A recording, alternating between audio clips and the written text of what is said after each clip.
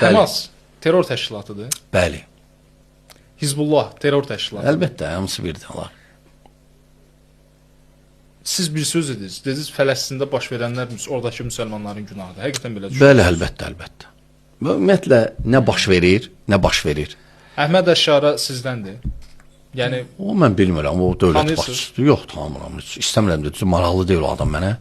Və bəs onun Bəşər Əsədi devirməyi bir müsəlman kimi sizi sevindirdi. Çünki Türkiyədəki mənim dostlarım az qala göyə güllə atırdılar sevincdən. bilirsiniz, o məsələlər qarışmır. Qarışmırsınız. Hə. Amma bir məsələ var da.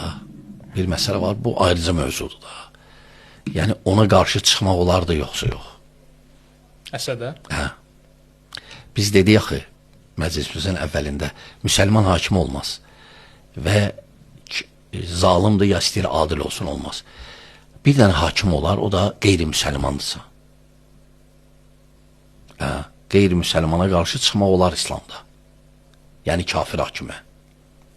Hə, lakin onun şərtləri var. Əsəd o şərtləri ödəmişdi. Hə, yox, Əsəd əslən o Ələvi firqəsi idi. Müsəlmanların çoxsu onları müsəlman görmür. Əsəd Allahçı idi. Hə, onları müsəlman görmürlər onu. Hə, ona görə ona qarşı bəlkə də şəri cəhətdən çıxmaq olardı. Lakin şərtləri var idi, yox. Şərtlərdən nə idi?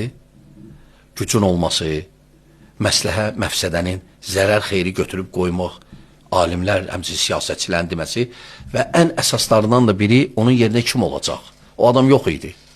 İndi var da yetişdi. Onun nəticəsinə, biz bir məsələlərə girişmirik, lakin onun nəticəsində nə qədər insanlar öldü.